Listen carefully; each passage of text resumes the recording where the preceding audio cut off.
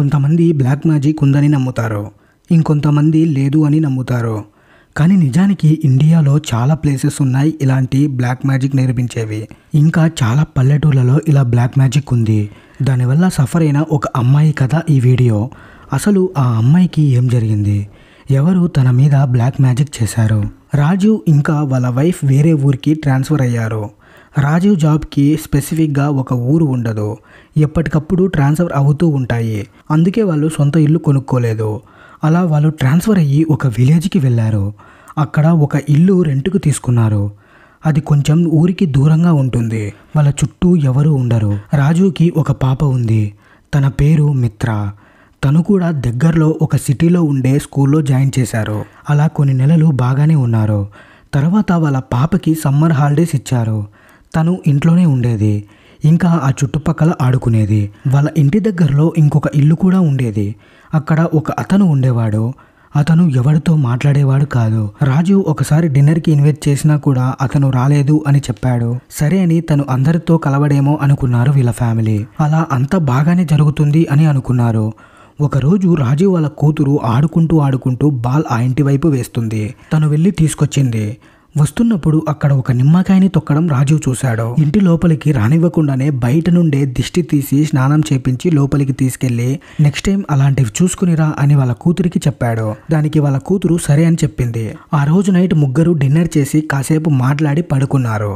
రాజు పక్కన వాళ్ళ కూతురు పడుకుంది. సరిగ్గా పడుకోలేకపోతుంది. తను అటు ఇటు తిరుగుతుంది, ఏడవడం స్టార్ట్ చేసింది. వెంటనే ఆ ఏడుపుకి ఇద్దరు లేచారు. ఏమైందని చూశారు. తన బాడీ ఫుల్ హీట్ ఎక్కిపోయి ఉంది. వెంటనే థర్మామీటర్ తెచ్చి టెంపరేచర్ ని చెక్ చేశారు. తనకి 103 ఫీవర్ అయితే ఉంది. వెంటనే ఇద్దరికి భయం వేసింది. నైట్ కి నైట్ అలా అవ్వడంతో వాళ్ళకి ఏం చేయాలో అర్థం కాలేదు. వెంటనే టాబ్లెట్ తీసుకొచ్చి వెట్ క్లాత్ తో ఒత్తుతున్నారు. అయినా మార్నింగ్ కల్లా ఏం చేంజ్ లేదు. వెంటనే హాస్పిటల్కి తీసుకెళ్లారు. అక్కడ డాక్టర్ అన్ని చెక్ చేసి నార్మల్ ఫీవర్ అని చెప్పారు. టాబ్లెట్స్ ఇచ్చారు. తర్వాత ఇంటికొచ్చాక ఫుడ్ పెట్టి టాబ్లెట్ వేసి వాళ్ళ కూతుర్ని పడుకోబెట్టారు. రాజు ఇంకా తన వైఫ్ హాల్లో ఉండి టీవీ చూస్తుండగా ఒక్కసారిగా ఆ రూమ్ నుండి అరుపులు వినపడింది. వెంటనే కంగారుగా వెళ్ళి చూశారు. వాళ్ళ కూతురు నిత్య బెడ్ మీద కూర్చొని వింతగా చూస్తూ ఉంది. వాళ్ళకి భయం వేసింది. దగ్గరికి నెమ్మదిగా వెళ్తున్నారు. ఇంతలో ఒక్కసారిగా నిత్య బెడ్ మీదనే వామిట్ చేసుకుంది. వెంటనే రాజు తనని ఎత్తుకున్నాడు. తన టీషర్ట్ అంతా బ్లడ్ ఉంది. అది చూసి వాళ్ళ వైఫ్ కంగారు పడి ఏమైంది అని అరుస్తుంది. హాస్పిటల్కి పదండి అని అరుస్తుంది.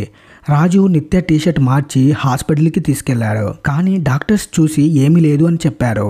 వాళ్ళకి ఏం అర్థం కావట్లేదు. వాళ్ళ వైఫ్ చాలా కంగారు పడుతుంది.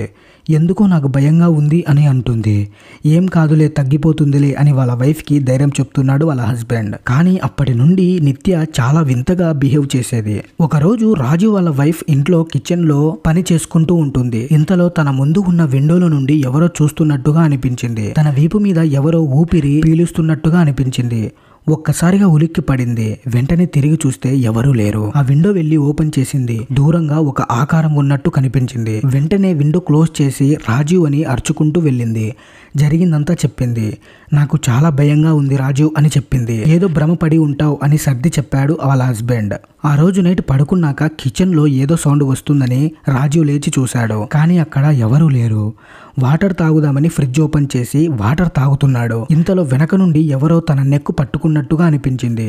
ఒక్కసారిగా వాటర్ మొత్తం ఊసేశాడు. ఇంకా భయం వేసింది రాజు కూడా. ఇంట్లో ఏదో ఉంది అని అర్థమైంది వాళ్ళకి. నెక్స్ట్ డే మార్నింగ్ వాళ్ళ వైఫ్ తో జరిగిందంతా చెప్పాడు. ఇంట్లో ఏదో ఉంది అని అర్థమైంది తనకి కూడా. నెక్స్ట్ డే మార్నింగ్ వాళ్ళ వైఫ్కి జరిగిందంతా చెప్పాడు.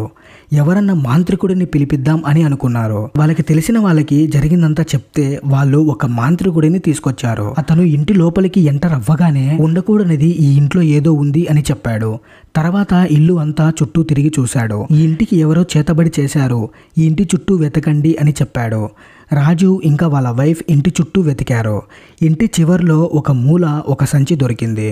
అందులో బోన్, హెయిర్ ఇంకా డ్రెస్ పీసెస్ ఉన్నాయి. వెంటనే ఆ సంచి తీసుకొని హాల్లో పెట్టారు. ఆ మాంత్రికుడు దీన్ని చూస్తూ ఏవేవో మంత్రాలు చదువుతూ ఉన్నాడు. ఎవరో మీ అమ్మాయి మీద చేతబడి చేశారు అని చెప్పాడు. అందుకే తన ఆరోగ్యం కూడా బాగలేదు అని చెప్పాడు.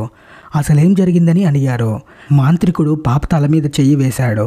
ఆ చేతబడి చేసింది ఎవరో కాదు, మీ ఎదురింట్లో ఉన్న అతను. ఒకసారి వాళ్ళ పాప ఆడుకుంటూ తన ఇంటి వైపు వెళ్ళింది. అప్పుడు తను దేన్నో బలిస్తుంటే తన మాటల వల్ల డిస్టర్బ్ అయ్యాడు. తను చేస్తున్న పని ఫెయిల్ అయ్యింది. దానివల్ల తనకి చాలా కోపం వచ్చింది. ఎన్నో రోజుల నుండి ప్లాన్ చేసుకున్న ఆ పని ఆ అమ్మాయి వల్ల ఆగిపోయిందని తనకి చాలా కోపం వచ్చింది. ఎలాగన్నా ఆ అమ్మాయిని చంపేయాలని అనుకున్నాడు. నెమ్మదిగా తన హెల్త్ పాడైపోతుంది. రోజు రోజుకి నెమ్మదిగా తన ఆయుష్ తగ్గిపోయేలా చేతబడి చేశాడు అని తెలిసింది. దానికి వెంటనే ఆ మాంత్రికుడు ఒక పరిష్కారం ఇచ్చాడు. అది చేశాక వెంటనే అక్కడ నుండి వెళ్ళిపోయారు. ఇంకెప్పుడు ఆ ఊరి వైపు కన్నెత్తి కూడా చూడలేదు. వాళ్ళ అమ్మాయి బతికి బయటపడిందని ఆనందపడి అక్కడ నుండి వేరే ఊరికి ట్రాన్స్ఫర్ పెట్టి వెళ్ళిపోయారు. ఇలాంటి స్టోరీస్ చాలా వినే ఉంటాం మన చుట్టూ. అవి ఎంతవరకు నిజమో ఎవరికి తెలీదు. అలా అని అసలు బ్లాక్ మ్యాజిక్కే లేదు అని చెప్పలేము. అవన్నీ కల్పితమని మనం తీసి పారేయలేము. బ్లాక్ మ్యాజిక్ అనేది ఇప్పటికీ ఉందని చాలా మంది నమ్ముతారు. That's it guys. ఈ వీడియో మీకు ఎలా అనిపించిందో కింద కామెంట్ అయితే చేయండి. అలాగే వీడియో నచ్చితే ప్లీజ్ వీడియోకి లైక్ చేసి అలాగే సబ్స్క్రైబ్ చేసుకోవడం మాత్రం మర్చిపోకండి. మరో మంచి వీడియోతో మీ ముందుకు వస్తాను. అంతవరకు బాయ్.